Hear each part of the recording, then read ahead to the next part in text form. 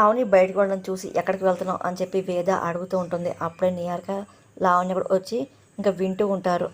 కాలేజ్లో old student reunion function ఉంది, అక్కడికి వెళ్ళొస్తాను అత్తయ్య అని చెప్పి ఆవుని అనగానే సరేనమ్మా అని వేద అనగానే కాలేజ్ అన్నాక లవ్ స్టోరీస్ అందరికీ ఉంటుంది కదా, అది కామనేగా, అలాంటి ఏమన్నా ఆవునికి ఉందేమో అని చెప్పి నాకు అనుమానం అని చెప్పి నిహారిక మాటలు ఆవునికి చాలా కోపం వస్తుంది.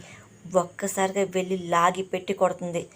లావణ్య షాక్ అవుతుంది. నిహారిక చాలా కోపం వస్తుంది. చెమ్మె చేట్టుకొని చూస్తూ ఉంటుంది. ఇంకా వేద కూడా భరించలేకపోతూ ఉంటుంది. నిహారిక మాటలు తట్టుకోలేకపోతూ ఉంటుంది. వీళ్ళ సంగతి నేను చూసుకుంటాను, నువ్వు బయలుదేరు వేద అనగానే సరే అని చెప్పి ఇంకా ఆవుని బయలుదేరుతుంటుంది. అప్పుడే అనుకోకుండా ఎప్పుడైతే ఆవుని వెళ్తుందో అనుకోకుండా పెద్ద గాలి వస్తుంది. టైం అయిపోతుందని చెప్పి ఆవుని కంగారుగా బయటకు వస్తుంది.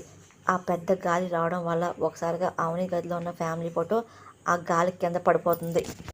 ఆవుని ఇంకా ఆటో పిలిచి ఇంకా ఆటోకి చాలా సంతోషంగా బయలుదేరుతుంది. తన పాత ఫ్రెండ్స్ అందరూ కలవచ్చు అనుకుంటుంది. సత్య కూడా చాలా సంతోషంగా బయలుదేరుతూ ఉంటాడు. ఇప్పుడు ఆవుని కలుద్దామా, ఆవుని చూద్దామా, తన ప్రేమ విషయం చెప్దామని చెప్పి ఆడటంగా బయలుదేరుతూ ఉంటాడు.